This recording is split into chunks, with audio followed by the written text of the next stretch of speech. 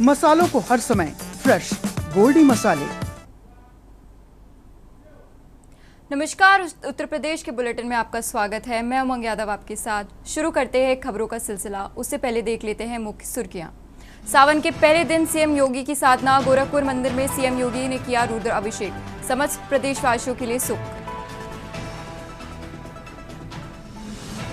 सावन का पवित्र महीना आज से शुरू। काशी विश्वनाथ समेत अलग अलग शहरों में शिव मंदिरों में हुई पूजा। कांवड़ियों का भी सिलसिला शुरू। छांगुर बाबा के सबसे बड़े टारगेट थे अयोध्या, काशी और मथुरा। धर्मांतरण के लिए खेल कर बदला देता था पूरा डेमोग्राफी। सिंडिकेट बनाकर चला था धंधा। श्रावस्ती में फिर बहेगी बूढ़ी राप्ती नदी। सीएम योगी के निर्देश पर शुरू हुआ पुनर्देश्वर कार्य। डीएम ने किया श्रमदान। 54 गांवों को मिलेगा सीधा लाभ। कन्नौज पुलिस लाइन में ट्रेनों महिला सिपाही ने की मौत। पुरुष बैरक में महिला सिपाही की सुसाइड की खबर। लखीमपुर में मंदबुद्धि नाबालिग से दुष्कर्म। ग्रामीणों ने आरोप की पकड़कर पुलिस को सौंपा। आरोपी शान मोहम्मद पीड़ित को ट्रॉफी दिलाने के लिए दिया लालच। देख रहे हैं के न्यूज़, खबरों का सारथी।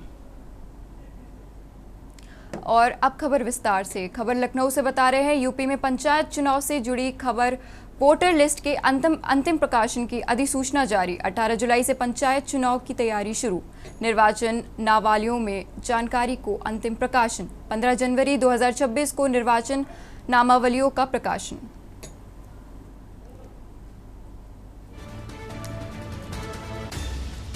खबर कानपुर से, जहां वीवीआईपी वोटर लिस्ट में अंतिम प्रकाशन की अधिसूचना जारी। बड़ी खबर आपको बता रहे हैं, 18 जुलाई से पंचायत चुनाव की तैयारी शुरू। निर्वाचन नामावलियों का जनवरी में अंतिम प्रकाशन। बड़ी खबर आपको बता रहे हैं, 15 जनवरी 2026 को निर्वाचन नामावलियों का प्रकाशन। अहम जानकारी आपको बता रहे हैं, यूपी में पंचायत चुनाव से जुड़ी बड़ी खबर। वोटर लिस्ट के अंतिम प्रकाशन की अधिसूचना जारी। अहम जानकारी आपको बता रहे हैं, 18 जुलाई से पंचायत चुनाव की तैयारी शुरू। लखनऊ यूपी में पंचायत चुनाव से जुड़ी बड़ी खबर। अहम जानकारी आपको बता रहे हैं, वोटर लिस्ट के अंतिम प्रकाशन की अधिसूचना जारी।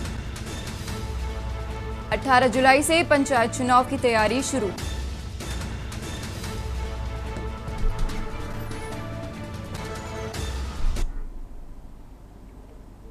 अब खबर आपको कानपुर से बता रहे हैं, जहां वीवीआईपी इलाके माल रोड में नगर निगम को मुंह चढ़ाने वाली तस्वीर सामने आई है, जो बता रही है कि नगर निगम के कर्मचारी और अधिकारी कैसे कागजों पर ही काम को निपटाकर सरकार को झूठी रिपोर्ट दे रहे हैं। शहर की सबसे व्यस्त सड़क माल रोड और उसकी सिटी बस स्टैंड बारिश के बाद तालाब में तब्दील हो गया।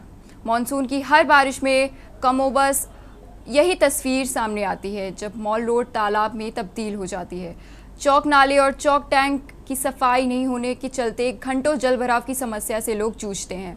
इससे न सिर्फ पैदल चलने वाले प्रभावित होते हैं, बल्कि ट्रैफिक जाम की स्थिति बन जाती है। वेंडर वाहनों की पार्किंग और ट्रैफिक बाधाएं सड़कों पर पानी का बहाव मुश्किल कर देती है।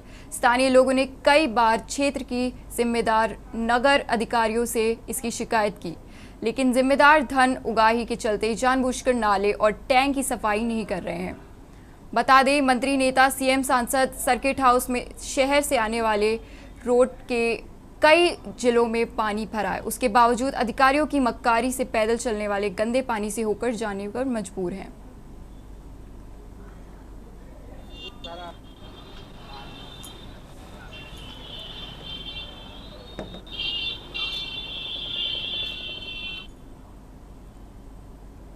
और अगली खबर फिर से कानपुर से बता दें आपको, जहां पवित्र सावन मास की शुरू हो चुकी है।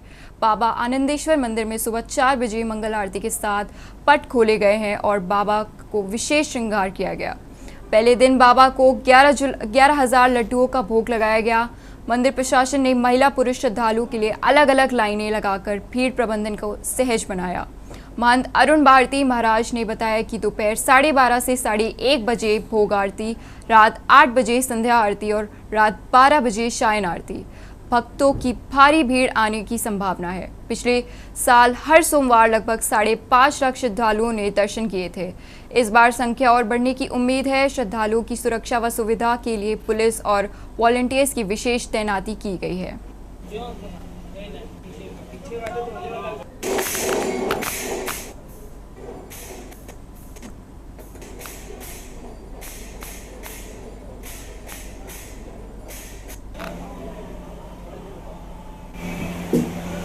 बाबा आनंदेश्वर में हर वर्ष की भांति सावन के पहले ही दिन की शुरुआत से बाबा आनंदेश्वर को 11,000 लड्डू का भोग लगाया जाता है विशेष तौर पे, और भक्तों को प्रसाद के वितरण में बांटा जाता है। और बाबा आनंदेश्वर में ये कई सालों से परंपराएं चली आ रही है। हम लोग और कोशिश करते रहते हैं हर साल कि इसमें बेहतर से बेहतर मात्रा इनको बढ़ाए और लाखों से ज़्यादा भक्तों को प्रसाद मिले।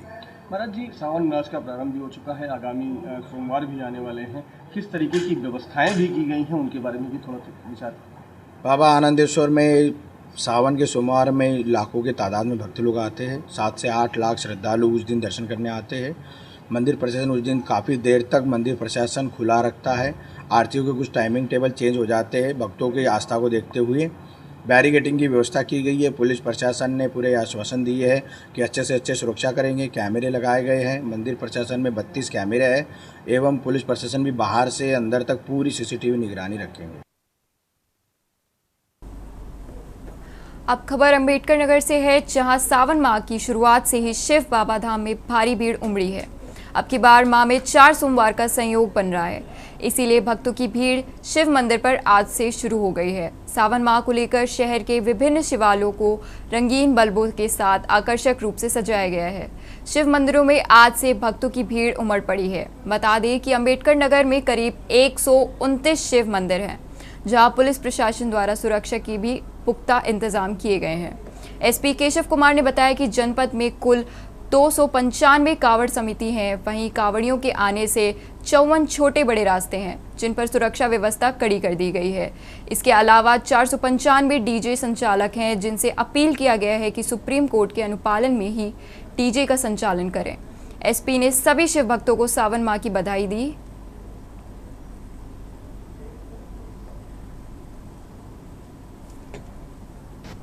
सावन का जो पूर्णिमास है उसकी शुरुआत हुई है और कांवड़ियों को लेकर जो है पूरी सुरक्षा की व्यवस्था जनपद में की जा चुकी है। हमारे यहाँ पे 295 जो हैं वो कांवड़ समितियाँ हैं। सभी से थाना स्तर पर संवाद स्थापित कर लिया गया है। CO और SDM के स्तर पर भी जो है वो पीस कमेटी की मीटिंग कर ली गई है सभी थाना क्षेत्रों में। जो हमारे यहाँ पे 129 शिव मंदिर हैं, इन सभी शिव मंदिरों का भौतिक निरीक्षण जो है थाने के पुलिस बल के द्वारा किया जा चुका है। वहाँ की सुरक्षा व्यवस्था देख ली गई है। 54 जो हैं छोटे बड़े कांवड़ के रास्ते हैं। इसमें कुछ मुख्य मार्ग हैं जिसमें दूसरे जनपद से आने जाने वाले कांवड़ियों का भी आवागमन होगा, और कुछ जो हैं छोटे रास्ते हैं जो जनपद के अंदर में गांव तक जाने के रास्ते हैं। इन सभी का जो है भौतिक रूप से थाना बल के द्वारा जो है निरीक्षण कर लिया गया है। लखीमपुर खीरी से एक चौंकाने वाली घटना सामने आई है, जहां एक लड़की को कथित तौर पर जबरन गोमांस खिलाए गए। प्रसिद्ध कथावाचक देवकी नंदन ठाकुर शास्त्री ने सोशल मीडिया पर एक वीडियो साझा करते हुए इस घटना को उजागर किया है। उन्होंने लिखा कि उत्तर प्रदेश के लखीमपुर में एक बेटी अपने जीवन के लिए संघर्ष कर रही है। शास्त्री ने कहा कि समाज में इस तरह की घटनाएं इंसानियत पर धब्बा हैं। उन्होंने टिप्पणी की कि आज इंसानों के भेष में राक्षस घूम रहे हैं और मानवीय मूल्य तेजी से गिर रहे हैं। घटना के वीडियो के वायरल होते ही सोशल मीडिया पर आक्रोश फैल गया। हालांकि इस मामले में अभी तक पुलिस या प्रशासन की ओर से कोई आधिकारिक पुष्टि नहीं की गई है।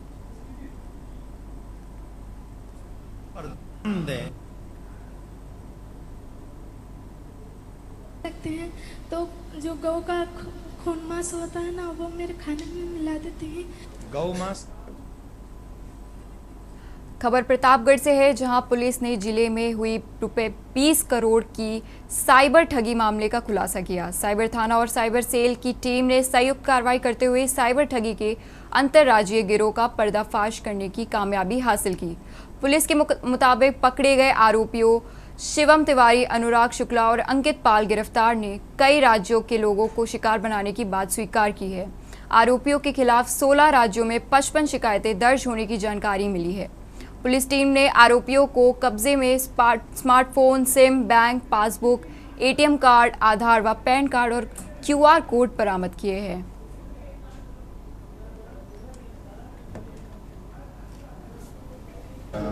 प्रतापगढ़ पुलिस की साइबर सेल और साइबर थाना ने एक उल्लेखनीय काम करते हुए एक फ्रॉड गैंग को उजागर करने में और उसके 3 सदस्यों अनुराग, अंकित और शिवम को गिरफ्तार करने में सफलता प्राप्त की है।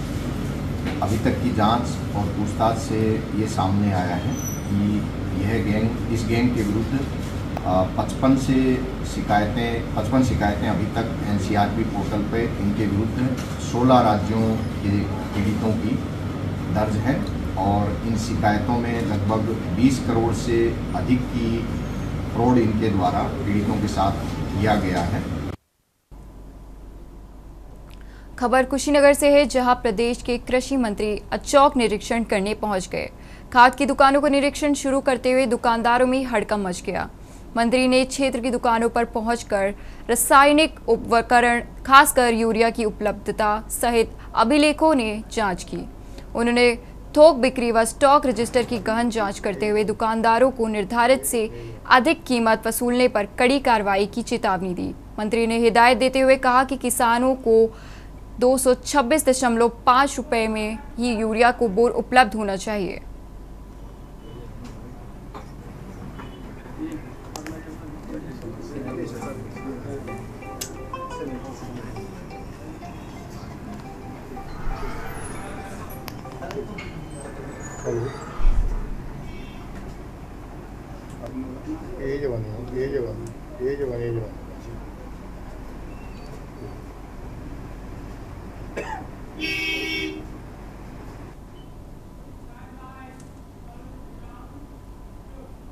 और अगली खबर पीलीभीत से आ रही है, जहां निजी अस्पताल में शुक्रवार को उस समय हड़कंप मच गया जब एक पार्सल डिलीवरी बॉय ने बाथरूम में नहा रही युवती का वीडियो बनाने की कोशिश की। 22 वर्षीय युवती अपनी बीमार मां की देखभाल के लिए अस्पताल में रुकी थी। आरोपी युवक शदाब ने बगल में बाथरूम से वीडियो बनाने का प्रयास किया, जिस पर युवती के शोर मचाने पर परिजनों और स्थानीय संगठनों ने मौके पर पहुंचकर आरोपी को पकड़कर बजरंग दल समेत अन्य संगठनों ने मौके पर विरोध प्रदर्शन करते हुए आरोपी को जिहादी मानसिकता का बताया और कड़ी कार्रवाई की मांग की। पुलिस ने आरोपी को हिरासत में लेकर पूछताछ शुरू कर दी और युवती की तहरीर पर मुकदमा दर्ज किया जा रहा है। पुलिस का कहना है कि मामले में जल्द आरोप तय सख्त कार्रवाई की जाएगी।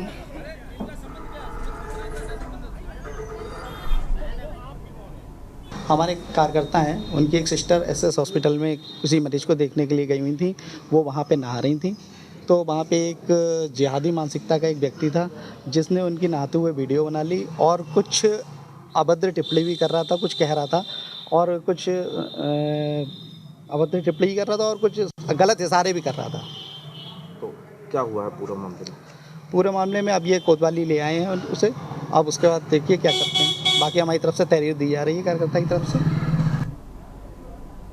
और अगली खबर झांसी जिला से है, जहां सत्र न्यायाधीश कोर्ट से कोतवाली थाना क्षेत्र के गायत्री हत्याकांड मामले में सजा सुनाई गई।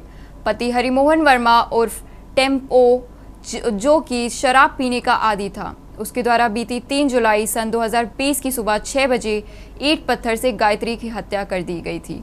इस मामले में अभियोजना पक्ष की ओर से डीजीआई मृदुल कांत श्रीवास्तव, एडीजी क्रिमिनल रवि गोस्वामी ने पैरवी की, जिसके बाद दोषी हरिमोहन वर्मा 10 वर्ष कारावास सुनाया गया।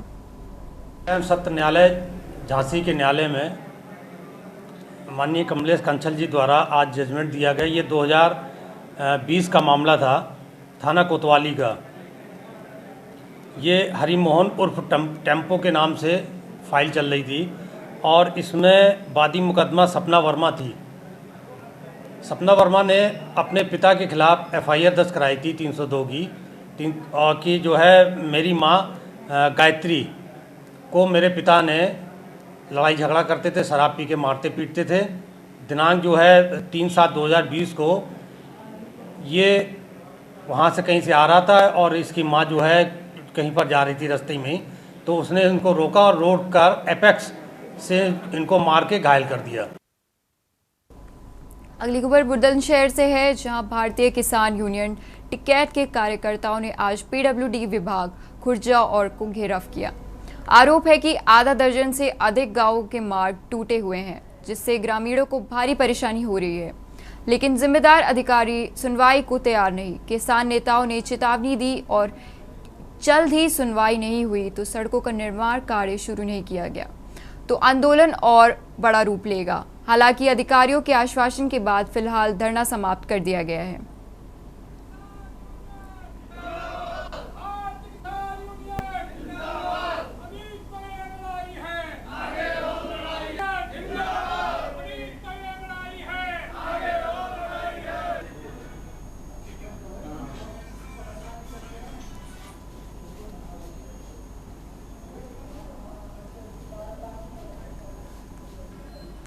ये लगातार खुर्जा क्षेत्र के गाँव रामगढ़ी, फिरोजपुर, सारमपुर, किस्वागढ़ी, सायपुर, भादवा के जो लिंक मार्ग हैं वो टूटे पड़े हैं। 2-2 साल में सड़कें बनी उखड़ गई। हम लगातार किसान दिवस में कह रहे हैं, एक्शन को भी कह रहे हैं, कोई सुनाई नहीं कर रहे हैं। स्थिति ये है, बुग्गी जो चल रही है चारे वाली वो पलट गई हैं। 2 लोगों के एक्सीडेंट हो गए पर इनको कोई दिखाई नहीं दे रहा है। और एक कलंदरगढ़ी पे भी स्थिति इतनी खराब है कि वहाँ जल भराव रहता ही रहता है। उसको लेके हम एक्शन साहब के यहाँ आए, एक्शन साहब मिले नहीं और हम यहाँ धरने पे बैठे 1 घंटे से।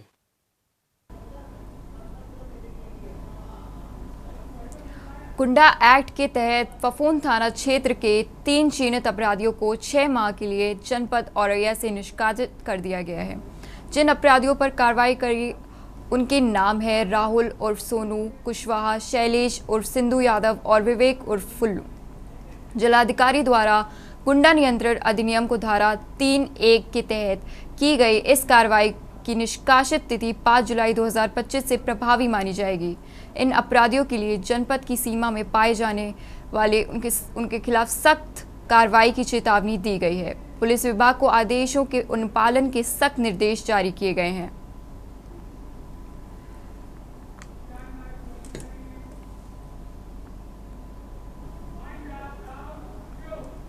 इसी के साथ उत्तर प्रदेश के बुलेटिन में अभी के लिए इतना ही। देखते रहिए के न्यूज़ इंडिया। गोल्डी मसाले लाए हैं